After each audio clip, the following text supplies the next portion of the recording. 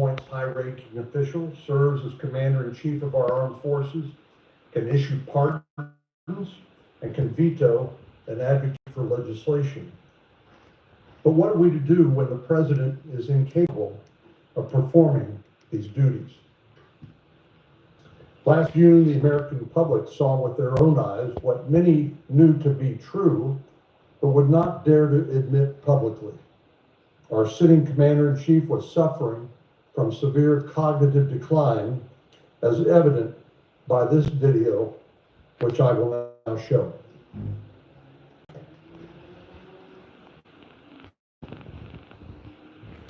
For what I've been able to do with the COVID, with dealing with everything we had to do with, look, if we finally beat Medicare, wants to get rid of the ability of Medicare for us to be able to negotiate. As we now know, there was a conspiracy to hide the president's true condition. Who co-authored a book. That book, what the law at Joe Biden's one and only 2024 debate, was not an anomaly. It was not a cold. It was not someone who was under or over prepared. It was not someone who was just a little tired. It was the natural result of an 81-year-old man whose capabilities had been diminishing for years. Biden, his family, and his team let their self-interest and their fear of another Trump term justify an attempt to put an at times addled old man in the Oval Office for 4 more years. So make no mistake about it, this was a constitutional crisis, bigger than President Biden, bigger than any single election, and one that cannot be absolved by the collective apology of the press and an election where the president's party lost. Current events, such as we are experiencing today in the Middle East, are a prime example of why we need a president with his full cognitive abilities, making important decisions involving war and peace. We should know, but we don't yet know, precisely what should happen when a president is unable to perform his or her constitutional duties. And that's the purpose of today's hearing. There are many unanswered questions from this scandal, questions that the authors of Original Sin failed to address in their book, questions that are foundational to the proper functioning of our government. We will address those here and shine a light on exactly what went on in the White House during the Biden presidency. We simply cannot ignore what transpired because President Biden is no longer in office. With a price from President Biden's handling of the border crisis to the disastrous events we saw unfold in Afghanistan, it's absolutely imperative that Congress grapple with questions, no matter how much our Democratic colleagues would like to simply sweep it under the rug. We need to know who was in charge during the last months of the Biden administration. His wife, his chief of staff, nameless others.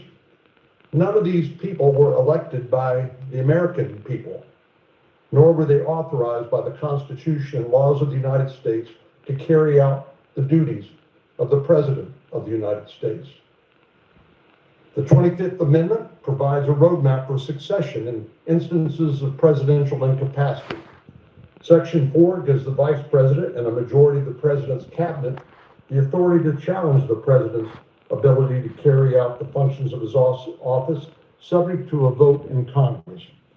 But in this instance, the Vice President and the cabinet, the very ones authorized by the 25th Amendment to question the President's capacity, they did nothing. Are there penalties? when the when the cabinet and the vice carry out their duties under Section 4. Should there be ability, the framers of this amendment acknowledge that the execution of that amendment would depend on the good faith of the cabinet and the vice president. But Biden's cabinet and the vice president did not act in good faith. And the media. They acted in their political and personal self-interest. Ditto. This is the great paradox of self-government. Many of our rules, traditions, and institutions that sustain our republic are self-enforcing. The health and legitimacy of our democratic republic rests on the character of the men and women who serve in government.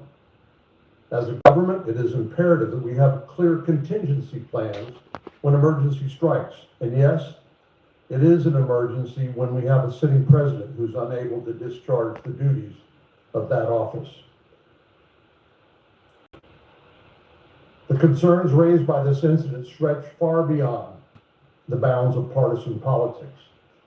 I will note that few of my Democratic colleagues are here today. Thank you to Senator Welch from Vermont for being here, leaving us with no other option than to take the boycotting of this hearing as an admission of guilt for their role in this crisis. We must not turn away from the search for answers, and it is not an overstatement to say that the future of our country could one day Salute, hinge Star. on how we choose to act Salute, Elvis Pie. or Salute, not act Mr. Bruce Gass. on this very issue. I look forward to hearing from our witnesses this morning as we examine the difficult but necessary questions that must be answered from this monumental scandal. I yield to my colleague from Missouri, Senator Schmidt, who will now co-chair the hearing. The biggest political scandal of our life. My colleague, Senator Cornyn. The title of the hearing, Unfit to Serve, captures a sobering and undeniable truth. President Biden was mentally unfit to carry out the responsibility in the world. Given his mental incapacity, the American people deserve to know who was running the country the last 4 years. It is deeply disappointing that most Democrats on this committee have chosen all to boycott the hearing and have failed to call a single witness. They have chosen to ignore this issue like they ignored President Biden's decline. Their absence speaks volumes, an implicit admission that the truth is too inconvenient to face. By refusing to engage in this critical examination, they abdicate their responsibility. This de facto boycott is not just a refusal to participate, it's a refusal to serve the American people who deserve answers about who is truly leading their government. President Biden's decline did not suddenly begin in June of 2024. It was a persistent and obvious truth that was evident for years to anyone who was willing to see it. This reality did not require special insider knowledge or investigative reporting to uncover. We didn't need Jake Tapper and Alex Thompson to tell us what millions of Americans could freely observe with their own eyes. The truth was glaringly obvious. Anyone who was paying attention could tell that the emperor had no clothes. Nearly a year ago, I took the historic step as the first U.S. Senator to formally call for the invocation of the 25th Amendment against President Biden. I sent letters to every cabinet secretary and the vice president laying out the urgent case. Our nation was effectively without a leader. The absence of a functioning president wasn't an abstract issue. It inflicted severe consequences on our nation, consequences that touched every aspect of American life. On border policy, our nation's borders were handed over to the radical left-wing element of the administration, throwing open our borders to 15 million illegal aliens, an unprecedented immigration crisis that pulled our nation into chaos. On foreign policy, haphazard and reckless decisions placed our warfighters in jeopardy, escalated conflicts around the globe, and led to a catastrophic humiliation on the world stage that claimed the lives of 13 American soldiers, including one Missourian, during the disastrous withdrawal of Kabul. On the economy, rampant inflation drove up the cost of life's essentials, making them unaffordable to countless hardworking families.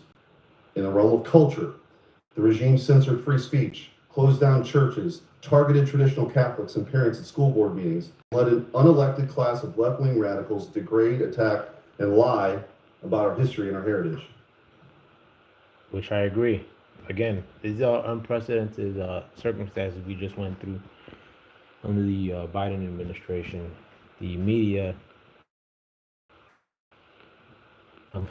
played cognitive dissonance, but a lot of the things that were implemented as for censorship were really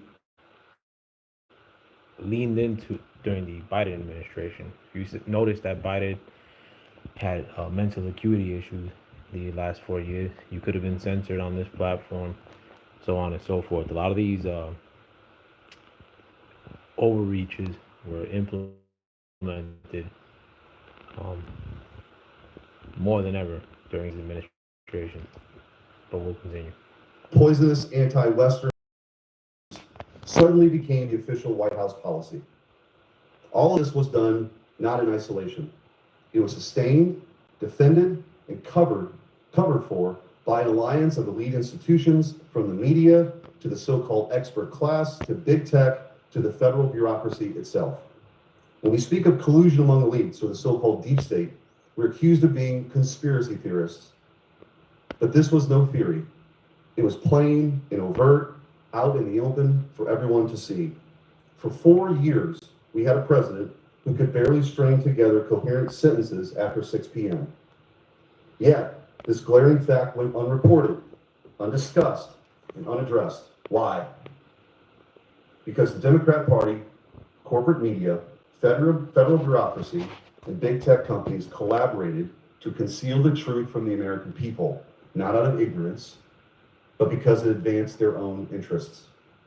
In the absence of a functioning president, chaos took hold. An empty vessel occupying the Oval Office becomes a puppet for those surrounding him. Many elected officials, including some in this chamber, have used auto pens, a mechanical device that replicates a signature. There's nothing inherently wrong with that, so long as we are the ones actually making decisions. But under President Biden, the auto pen's aides that no one outside of Washington, D.C. had ever heard of and no one ever voted for. It was the auto pen presidency, a government run by committee rather than a leader chosen by the American people. By contrast, love him or hate him, we all know calling the shots. It is under President Biden, that transparency and certainty evaporated. We cannot confidently say that decisions bearing his signature were the will of the president or his Politburo. That goes doubly for a social media post, including his decision to drop out of the 2024 presidential election. We did not know if it was his decision or posted on his behalf after a palace coup because President Biden was mentally unfit to serve. The corporate media played an indispensable role in this cover-up, systematically suppressing discussion of President Biden's condition. As we will demonstrate in the video evidence presented today, dissenting voices were silenced and the truth was buried. Even members of this very committee, some of whom served alongside then Senator Biden, and he chaired this very committee, defended mental acuity for years. Now Jay Tapper and Alex offer a convenient narrative to absolve everyone involved.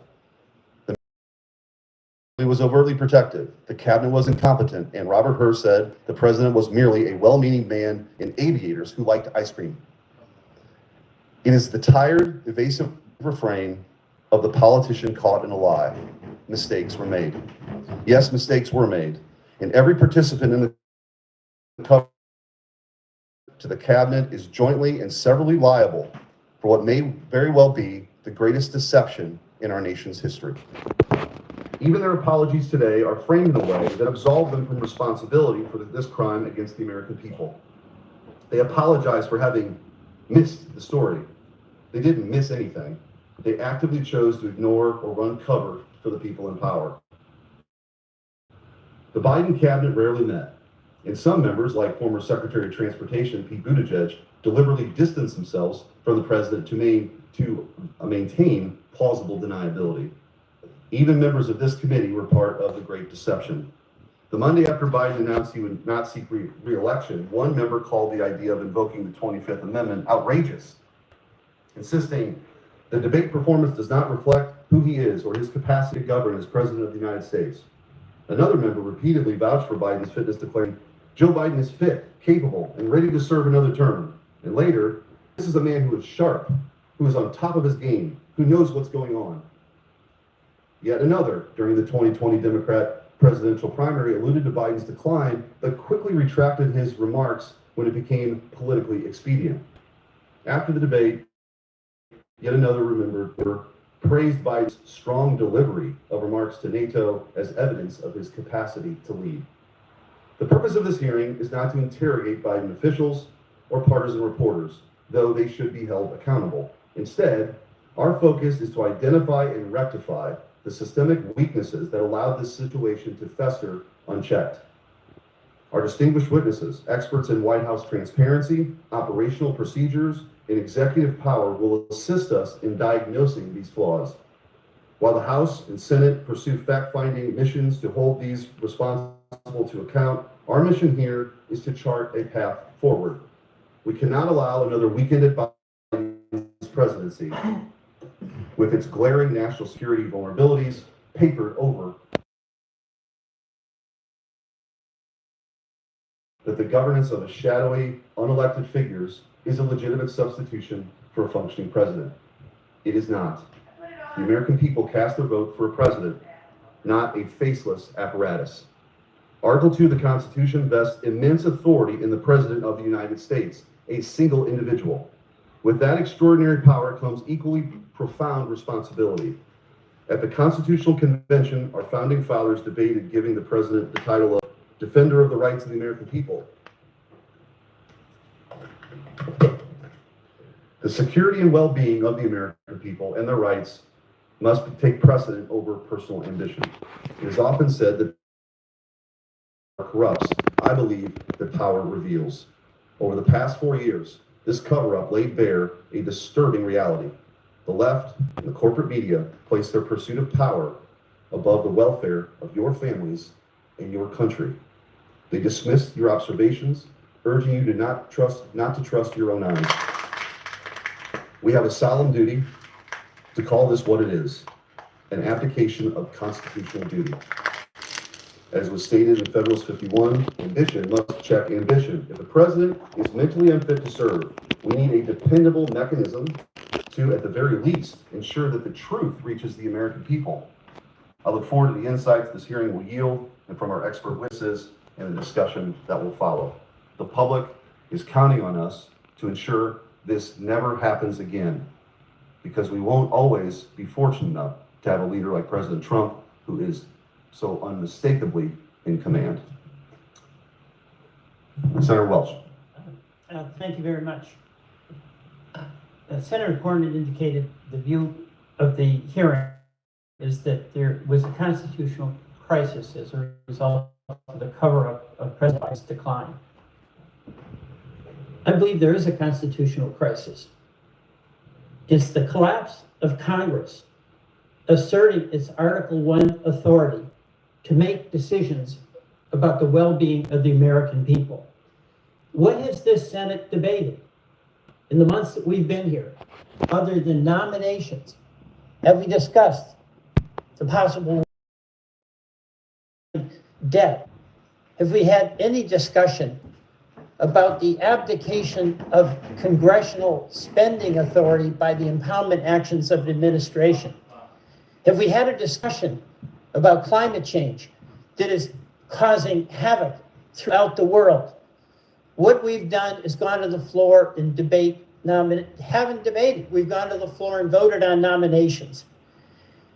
There's another issue of great concern to me, because I have enormous respect for my colleagues. Each and every one of us who was elected, it's the highest honor of our life. Each and every one of us came here because it is in our bones that we want to try to do something beneficial and make life better for the people we represent. And we have different points of view. But instead of this Congress debating those different points of view about oil exploration, or about clean energy, about a good healthcare system, what we do is turn that debate into personal accusations of motivations, of cover-up, of conspiracy, of bad character, of demeaning folks who disagree with us. So we never get to the discussion about how do we have a healthcare system that works for the people in Texas, the people in Louisiana, and the people in Vermont. We never get to the discussion about, are we going to deny the reality of what we know is true, climate change, and how do we address that in a way that maintains a strong economy and actually builds a strong economy. We get into the accusations that if you disagree with me, you're a left-wing radical. We get into these discussions that if you disagree with me, you're a Marxist. We get into these discussions that Yeah, these are the topical points that he's covering. I'm actually switching locations. I'm gonna go to my bedroom to do the rest of this video. The rundown of what's happened is basically a official hearing to discuss the mental acuity and mental problems that Biden clearly had while he was the president and even before he was the president. There's a commission, I guess, that was, or a committee that was assembled to discuss these things, and from the looks of it, the Democrats that were supposed to participate have, in essence, boycotted the event. They're not showing. The witnesses that are there are, I guess, going to give more so opinions on what the powers of the president is going to be in a situation like this. But again, this is a story among many others, like involved with the Biden administration, in addition to stories that could somehow make Trump look better to the people as far as publicity goes. Stories like this that get covered up in mass, so much so like that the mainstream media, again, they destroyed their own reputations, shooting down any reports that Biden, who many American people and people throughout the world saw had mental issues. It was the media that would tell you, well, no, if you recognize or notice that Biden has a mental issue, it's because you're a right-wing conspiracy theorist, rather than believing what your eyes are showing you. You know, now it seems as though the release of the book Original Sin by Jake Tapper a month ago is the left-wing media, in addition to left-wing politicians, they're trying to make it seem as though just last month, when upon the release of the book Original Sin, was through that reporting the first time that these people recognized that Joe Biden had mental issues. And these are some of the same people that were calling you a conspiracy theorist for noticing that Biden had mental problems for at least 4 years. I'll start from where I left off with the live stream. Again, if you're just finding me, thank you for coming through. I'll continue. Congressional spending authority by actions of the administration. Have we had a discussion? Also, this guy's just bloviating anyway. But he's basically saying that we haven't limited to what governance we could have because everything's just held up on these kind of discussions. But another point I wanted to make is, damn, I forgot the point I was going to make. Biggest honor of our life. Each and every one of us came here because it is in our bones that we want to try to do something beneficial and make life better for the people we represent. And we have different points of view. But instead of this Congress debating those different points of view about oil exploration or about clean energy, about a good healthcare system. What we do is turn that debate into personal accusations of motivations, of cover-up, of conspiracy, of bad character, of demeaning folks who disagree with us. So we never get to the discussion about how do we have a healthcare system that works for the people in Texas, the people in Louisiana, and the people in... This guy ain't saying that, not a thing. But again, most of the people that align themselves with just a hatred of Trump, in addition to the mainstream media, which has made it seem explicit that their distaste of Trump is the compass for which guides them. In addition to the whole DNC liberal political apparatus are now behaving as if we should move along to get along. And yes, Joe Biden was mentally unfit, but Trump bad. So again, I think this is a pivotal moment. Sorry about the ad that's being played right now. Just waiting to skip that. But politically, and as far as conversations go in general, I mean, this is a time where we should be looking back at the fact that this topic that I'm touching upon right now was bound to have you censored on the platform that I'm streaming on right now. So we're having many come to God moments, in addition to the potential of World War III breaking out in the Middle East. So it's a crazy time to be alive. Did that. The federal disaster program improved significantly. And I can go on. And I'll take up something where we didn't do well, and that's immigration. You won that argument. But does it mean that those who disagreed with you and along the way were bad people, should be labeled Marxist, should be condemned? The American people ultimately gets to It happens decide. to MAGA But to every the day. extent that we have a responsibility that we share, Republicans and Democrats, whichever side of the issue you're on, is to debate the issue and not debase the people who are in the debate. That's what I see as the crisis that we're facing in this Congress. Our refusal to engage in the serious discussion of the issues that are having such an impact on the people we represent. And I'm going to tell you what I think is a cover-up. I think this big, beautiful bill done by reconciliation, whereby decision of the majority, not a single member of the minority who represent half of the citizens of this country can even be in the room when the terms and the policies are being debated. We are not there.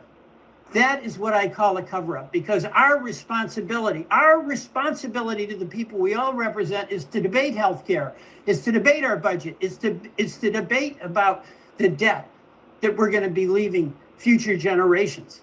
And there is no debate in what is going to be decided in the private back rooms amid discussions, not even of all the Republicans, but of some Republican leaders. That's what's going to have a lasting impact on the people every one of us represents, whether it be in Missouri, Texas, North Carolina, or Louisiana, or Vermont. We can't even do our jobs because we're not allowed to be in the room. So, sure, we can enjoy the pleasure of looking back at the Biden administration and then getting into the weeds about when and where and how the president was acting at any given moment. But I ask myself before I get into a debate and before I do anything, why am I doing it? And if I do it, does it have the potential to make things better for the people I represent? And if the answer is no, it doesn't have any opportunity to help the folks in Vermont, I think I shut up. That's what I do, because it won't help. What we're doing right now won't help. That's what liberals want from you. It will not help. And I asked myself, why Rough in the world are conversations. we doing it? Shut up. But we Don't know have the them. answer to that. Because the politics that has been embraced in this Congress is the politics of accusation, of demeaning adversaries, of deflecting Liberals from don't do engaging any in of the these hard things, of discussion course. about hard issues and trying to come to some common agreement that's going to be to the mutual benefit of all of the people that we represent. I yield back. Thank you. We'll now introduce the witnesses. First up, from my left to right, John Harrison. John C. Harrison is the James Madison Distinguished Professor and Class of 1941 Research Professor at the University of Virginia School of Law. He's a graduate of the University of Virginia and the Yale Law School. After graduating from law school, he engaged in the private practice of law, then clerked for Judge Robert Bork on the U.S. Court of Appeals for the D.C. Circuit. From 1983 to 1993, he worked at the U.S. Department of Justice, including as Deputy Assistant Attorney General in the Office of Legal Counsel. He joined the law faculty at the University of Virginia in 1993. In 2008, he was on leave from the law school to serve as counselor Just trying to see on if international law and the legal witnesses advisor that to they're the gonna United States talk Department to of are State. worth the shit as far Academic as fields are structural constitutional law, administrative law, continuing this and live constitutional stream history. in a Skipping long-term over setting. the empty seat to Theo Wald. Theo Wald is a visiting fellow for law and technology policy at the Heritage Foundation. Wald is the former Solicitor General of Idaho. Previously, Wald served as the acting assistant attorney general in the Office of Legal Policy at the Department of Justice and deputy assistant to the president for domestic policy under President Trump. Wald clerked at the U.S. Court of Appeals for the District of Columbia Circuit for Judge Janice Rogers Brown and the U.S. District Court for the District of Puerto Rico for Judge Jose Fuste. Wald is an intelligence Yeah, I mean, officer in the if United these States Air witnesses Force. aren't worth Wald the holds shit, which it degrees seems from as though they're Georgetown not, University, where he studied government and English, I and may from the cut the University of stream St. short. Andrews, I got where other he studied English literature and a stuff JD that I from gotta the attend University to of Notre in Dame. my Mr. real Wald life. and his wife have 5 children and live in Boise, Idaho. Sean Spicer. Mr. Spicer served as the 30th White House press secretary, is the author of 4 best-selling books, and the host of the Sean Spicer Show.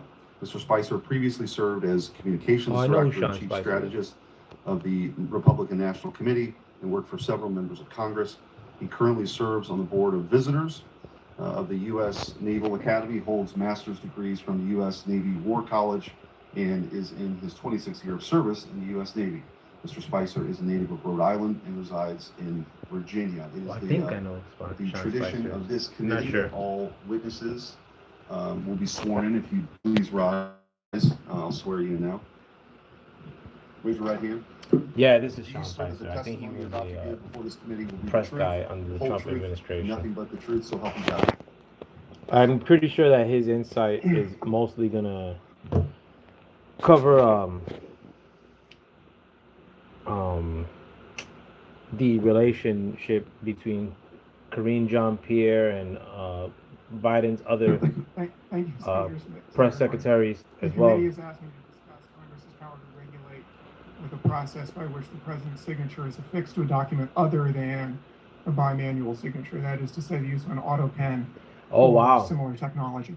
I Interesting. have 4 points to make. The first is that the Constitution and the laws generally, when they require that the president act by signing a document, do not require that the president manually sign the document. The Justice Department's Office of Legal Counsel wrote an opinion on that subject in 2005, which is quite extensive, and I find it persuasive. The concept of signature is signing a document is more general than, like a lot of concepts, more general than its central application. The central application is manual signature, but that's not the only way by which someone can sign a document. Someone can also sign a document by indicating that the person signing the document has decided that that person's signature should be affixed to the document by some process other than manual signature. The second point is that as a general matter, Congress has power to carry into execution the constitutional powers of the other branches of government. The last power that is conferred on Congress by Article 1, the Section 8, is the end of what's called the which will be necessary for carrying into execution the foregoing powers, other powers there in Article 1, Section 8, and all other powers vested by this Constitution of the government of the United States or in any department or officer thereof. That's the last part. That's the part that's relevant here. It's sometimes called the horizontal necessary and proper clause because it operates horizontally among the three co-equal branches. Congress is the legislature. There are times when one of the other constitutional powers can use support that can be given only by the force of law. And that is something that Congress can do with a horizontal and necessary and proper power. The next thing I'll say is there are some principles, I think, that should govern exercises of the horizontal necessary and proper power. The first is that it operate to support, to assist, to make cause to function better, the power that is being carried into execution, be it that of the president or that of the federal courts. The second is that in supporting the other powers, Congress not seek to exercise powers that are vested elsewhere, like the power to decide cases, like the president's power of pardon. And third, when Congress exercises that power, it should make sure not to put burdens on the exercise of the other powers of seeking support, powers that once again are vested elsewhere than in Congress by the Constitution. I think Congress can regularize the process by which the president's signature is affixed without his manual signature in a way with Congress's necessary and proper power. In particular, applies the same way to all presidential decisions. It shouldn't raise any problem of Congress trying to control the president's authority. Again, constitutional powers are vested in the other branches and supported by Congress under the horizontal necessary and proper power. And third, a requirement of documentation. Well, the White House does a lot of documents. The requirement of documentation would not place a substantial additional burden on the president and the processes by which the president acts.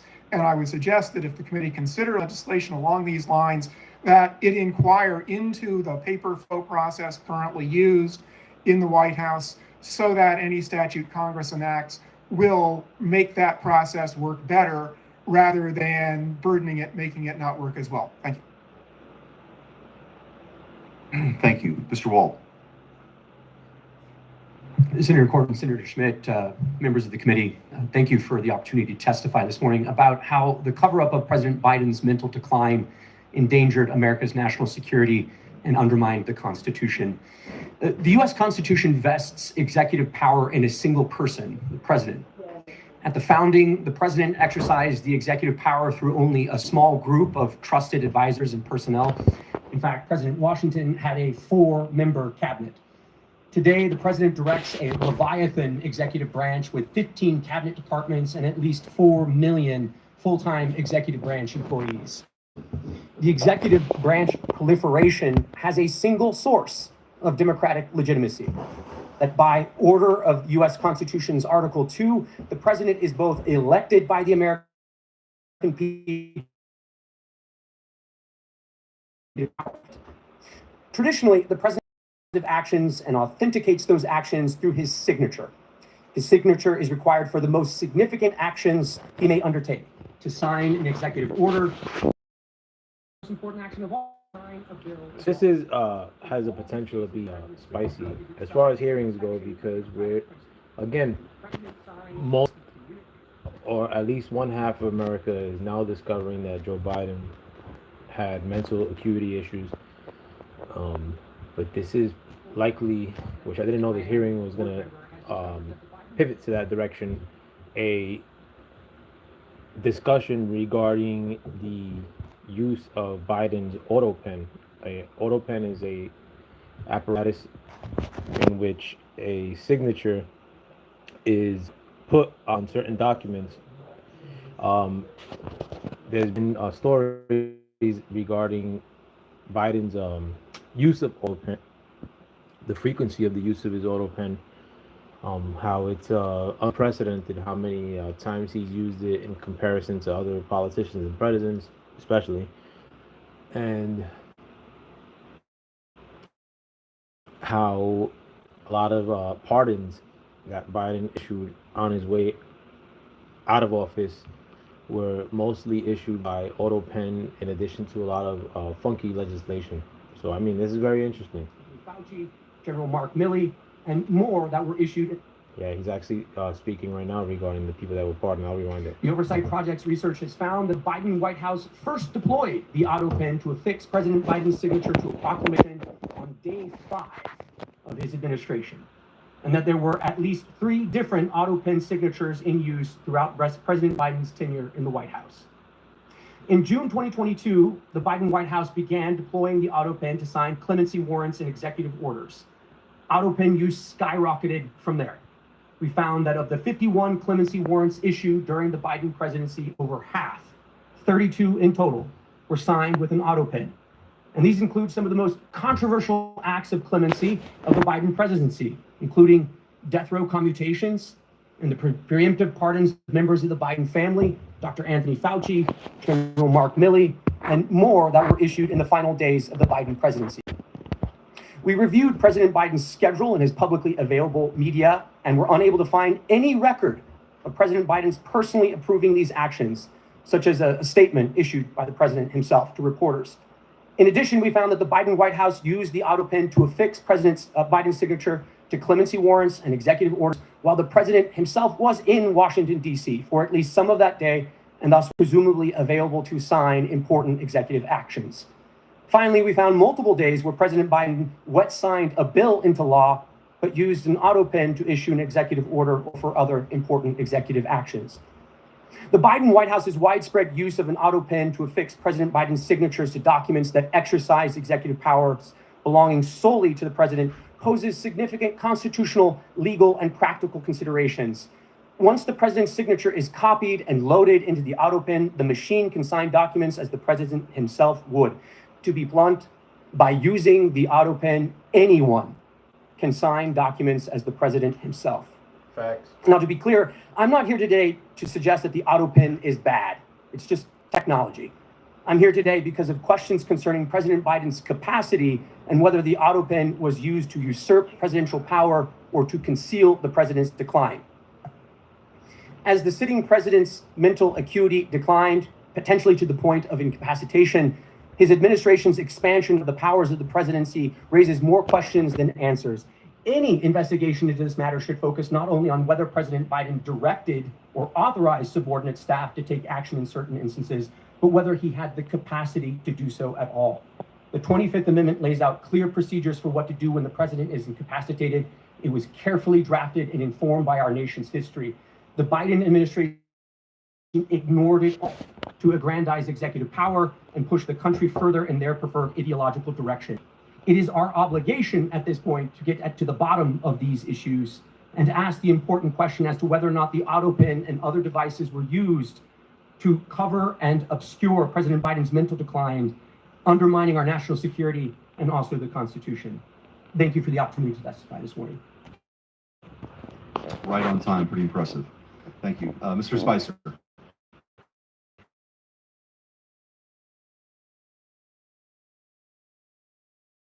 I'm using this from Forge Breaking News. This is for educational purpose. Thank you for everybody. Hi. Bruce Gas. Star. Those that come through and comment means a lot to the channel. We'll continue. This is Sean Spicer. I believe he was a press guy during the Trump administration. I'll rewind a little bit. During my tenure as press secretary, I interacted with the president multiple times every day. Most days I would talk to him by phone or in person early in the morning and then multiple times throughout the day, including weekends. For the most senior positions in the White House, those designated by the rank of assistant to the president, which includes the White House chief of staff, the White House counsel, and the press secretary, it is critical to have regular interaction with the president. The position of press secretary especially demands this type of consistent and intentional communication. I or any other press secretary, regardless of administration, could not do the job effectively without regular communication with the president. It was my responsibility to have the most up-to-date understanding of President Trump's position on policy, personnel, and everything in between. Admittedly, I made a couple of rather high-profile mistakes during my tenure. You may have read some of them. But in all cases, those mistakes occurred when I wasn't connected with the president's thinking or position on a particular issue or policy. Coordinating and collaborating among even the most senior staff cannot replace direct communication with the president himself. In my position, I was very well acquainted with the president's work, his day-to-day responsibilities, and his fitness for office. I watched him serve with the strength and... New Jersey has a housing crisis. Tell legislators. Pardon, guys. Stupid ads. Trying to see if anybody came through in terms of comments. I don't see anything. But nevertheless, those that have come through, much love. The media questioned his fitness for office. Guests, so-called experts like Sanjay Gupta at CNN, were called upon to speculate on the result of Trump's physical and mental well-being. The Washington Post ran hit pieces with headlines like, "The White House struggles to silence talk of Trump's mental fitness." Vox wrote, "Is Trump mentally unfit to be president?" NBC ran a story by the Associated Press that raised mental health concerns regarding the president. CNN's Brian Stelter questioned if members of the news media were, quote, tiptoeing around obvious questions about President Trump's instability. These headlines were not isolated instances. Most major news outlets ran with these ridiculous type of propaganda pieces. To use one of the media's favorite terms, these inquiries were without evidence. That brings us to the juxtaposition of how the very same media covered the Biden administration. To be blunt, the legacy media failed the American people. They failed to do their job. Many, rightly so, believe the media in this country is culpable in covering up the obvious decline of the 46th president of the United States. The scrutiny that was baselessly directed at President Trump during his first term was wholly absent from the media coverage of the Biden White House. The media lacked any sense of curiosity that would naturally stem from what the public could see with their own eyes. Even in the face of deeply concerning and public signs of President Biden's mental and physical decline, legacy media outlets were silent. Biden and his senior aides flatly dismissed the need for a cognitive test during his tenure, as had been requested of President Trump. Yet no protest was heard from the voices that were so critical of Trump. With the exception of a couple White House reporters like Fox News Channel's Peter Doocy, reporters generally refused to breach the subject at White House briefings. Very true. News outlets weren't the only ones complicit in covering up Biden's decline. Presidential staff would have or should have been interacting with Biden on a daily basis. At best, his administration was grossly negligent.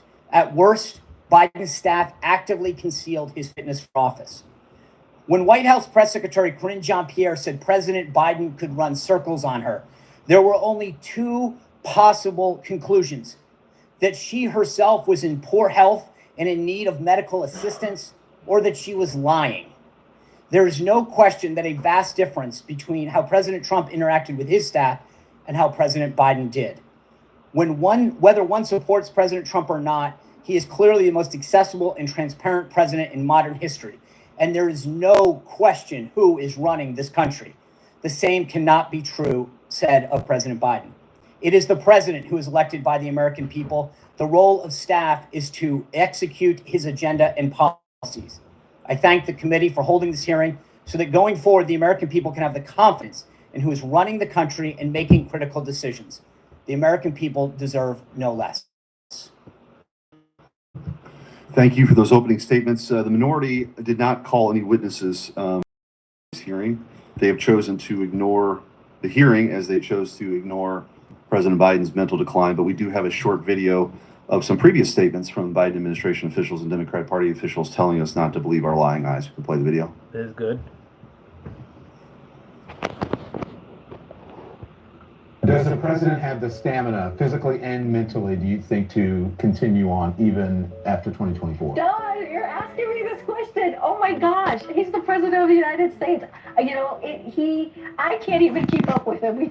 The most difficult part about a meeting with President Biden is preparing for it, because he is sharp, intensely probing, and detail-oriented and focused. I can testify because I've been working very closely with this president for the past 2 years. I've been knowing him for 30 years. And I'm telling you, this guy's tough. He's smart. He's on his game. Joe Biden has vision. He has knowledge. He has a strategic thinker. The president is focused. He's detail oriented. He's always thinking about the big picture. He is engaging. He is capable. He has an incredible record as president. He's the guy that wrote the And book I'm originally. often with him on foreign trips. He's at the top of his game. So he has a vision, he has knowledge, he has judgment, he has a strategic thinking. I met with the president, I don't know, 5 or 6 weeks ago, and he seemed fine to me. I have complete confidence in the president. I have watched him expertly guide meetings of staff and cabinet members. I could not have more confidence in the president. I would just tell you that I meet frequently with the president, and every single time I meet with him, he is just fine. But he is, again, knowledgeable, wise. Incredibly sharp, incredibly probing, incredible command of the details. Sharp. He is on top of things. There is nothing to these challenges, these suggestions that somehow he's not sharp and he's not capable. We see Joe Biden up close. We know how attuned he is to the issue. And you're going to see how smart he is and the experience he has. I say his age is an asset. Aha. He's wise. Yes, he's wise. He has wisdom. He has experience. And his experience, because of his age and his wisdom, has been invaluable to this country. A lot of countries, people who've been in office a longer period of time are praised for their wisdom. I have seen a lot of 72-year-olds not as capable as this 80-year-old. It is hard for us to keep up with this president. His mental acuity is great. It's fine. It's as good as it's been over the years. He's fine. All this right-wing propaganda that his mental acuity is declined is wrong. And this kind of sense that he's not ready for this job is just a bucket of BS that's so deep, your boots will get stuck. Yeah.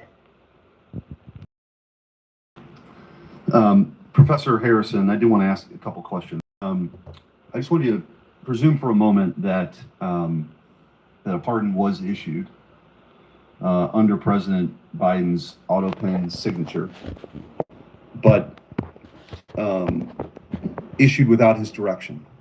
It comes to light that that he actually didn't direct it. A member of his staff used the auto pen for a pardon. What recourse is available under those circumstances? Senator, I think there would be two questions. The first has to do with whether, and I can't answer it other than to identify the question, which is to say, sometimes documents that are properly authenticated are treated as having been validly issued, even when they're not. That can happen. There are legal rules that produce that result, and I don't think there is such a rule about a pardon, but I would have to inquire into that again because there are such rules.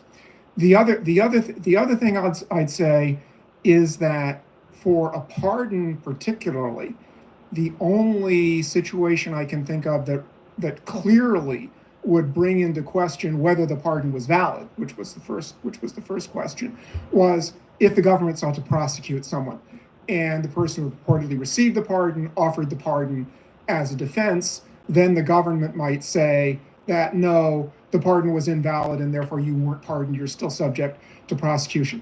There might be some other way for a question like that about a pardon to come up. I can't think of another, but that's the one I can think of. So from your perspective, let's just say that if there isn't any other legal recourse other than the one that you sort of brought up, what advice would you give to this committee or this Congress or this Senate to address that? What remedies could the legislative branch enact? It's hard to think of anything Congress can do ex post. That's why I do think that it would be advisable ex ante to improve the process of authentication and make it more clear that documents that are signed by AutoPen really do reflect a decision by the president. That done in advance will make whatever the authentication system is more reliable. Mr. Wald, given sort of the role that you played in trying to provide more transparency of what happened during the 4 years under Joe Biden, who was running the country under Joe Biden? Let's just take the last 2 years. It's a great question, Senator, and at some level, I'm not the right witness for this hearing. I mean, there should be members of the media here, maybe some of your Senate colleagues who had known the president over the years, and obviously had close proximity during the time of his administration, and obviously his staff. I think, sort of align with your previous question, there is a real consideration here on authentication. And in my time in the first Trump White House, there was an exhaustive process to determine how paper flowed into the Oval and when the president had given his assent to a certain action. That was through, in fact, two different policy channels, the staff secretary, and then there was also an office, essentially policy management, guiding the flow of documentation. If the Biden administration staffers and personnel wanted to put this to bed, they could very easily dispel all of this by saying, here are the documents that show the president assented to these actions. The Trump administration would have that. Previous administrations would have that. And if that's not there, then there is improvement that branch employees authenticate actions undertaken by the president. Yeah, I mean, a president actually performing the functions of president is kind of an important thing in our constitutional order. You had, kings used to affix their seal to show that this was an official declaration from the sovereign in this country, the sovereign of the people. They delegate, the authority to their elected representatives. And as you mentioned in your opening statement, there's only one person elected by everybody. So that signature, this is not just a small point, that signature issuing a pardon for someone who'd been convicted of a crime, or in the case of Joe Biden, these preemptive pardons, which are sort of unprecedented, is a big deal. And I think that's part of the reason why we're here today. Mr. Spicer, I wanted to ask you alluded to this, but the media is so desperate to make sure President Trump never got back into office. Of course, you saw the lawfare that took place, but then, of course, this narrative, Joe Biden was fine, don't believe your lying eyes, until that they couldn't deny it anymore based on the debate. Could you just kind of compare that to your experience when you were, press secretary for President Trump, to sort of the inquiries that were made daily about his mental acuity versus the inability to do that during the 4 years under Joe Biden? Senator, in many cases, there was no inquiry, just run with a story, having guests on that would question his physical or mental acuity, speculate on it, bring guests on that would speculate it. We would often then push back on those kind of stories. That's in vast contrast to the lack of any kind of curiosity that existed throughout the 4 years of President Biden. And I think the difference was they would seize on the simplest thing with President Trump, whereas in President Biden's case, there was multiple issues of physical, mental confusion, him going in the wrong direction, him falling down, him misunderstanding an event or not being able to finish the sentence. That was never the case with President Trump. They were manufacturing instances in his case without actually trying to get to the bottom of a story or inquire within the press office to get our response. They would go with the story, then we'd push back. With Biden, my understanding from the conversations that I would have with the media is they would never ask. They just literally were basically afraid to go there. Senator Cornyn. And it seemed that way. That was very present. Professor Harrison, it strikes me when talking about the auto pen, there are really two issues. One is the mechanical use of an auto pen in lieu of an actual signature by the president.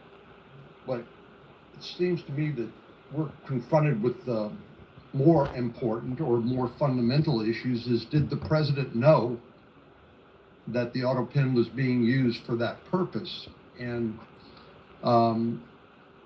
so one would be if somebody stole the auto pen and was signing pardons on behalf of the president. But what we're confronted with here is really the capacity of the president of the United States to understand what he was supposed to be doing. And just thinking about other areas of the law where capacity is important, and whenever it comes to people writing a will, let's say, for example, disposing of their property to their children and grandchildren.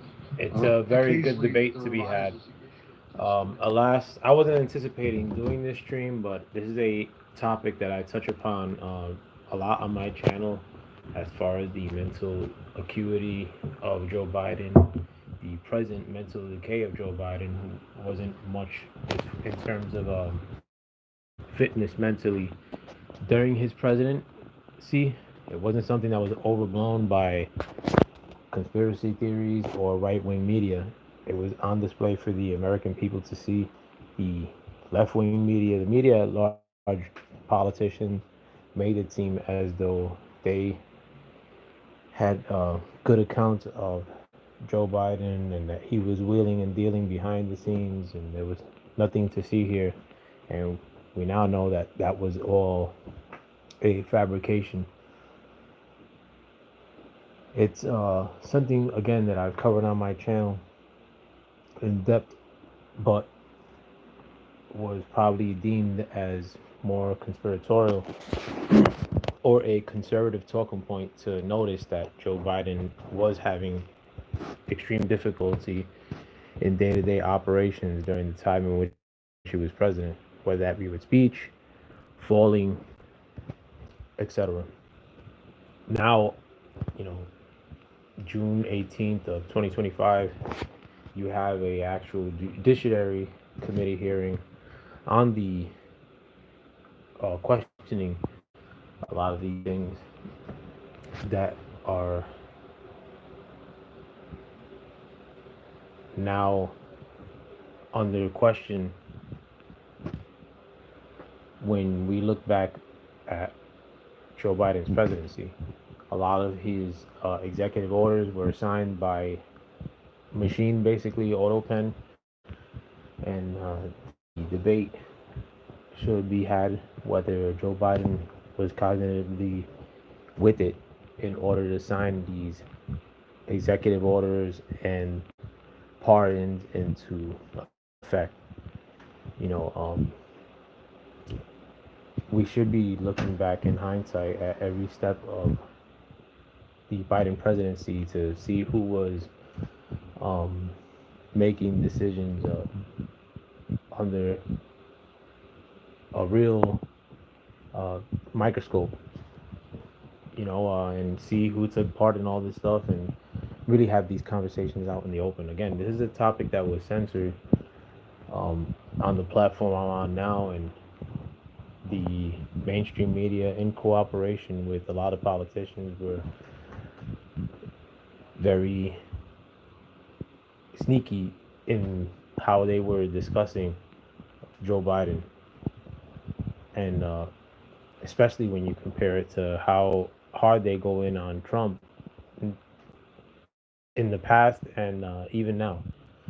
So something to be discussed out in the open. I'm glad we're here in 2025 and these things are actually talked about in a judiciary committee. So it's a crazy time to be alive. My phone battery, unfortunately, is dying, and I got to get back to my day-to-day. But do guys listen to this committee hearing? Very interesting. It's gonna be probably gonna be on for another hour or two at least. But I got guys. If something interesting happens, I may jump on here again. I don't see that possibility, but do help me by sharing, subscribing. Help me fight YouTube's algo. With that, I am out, guys. Hope you guys have a wonderful day. Peace.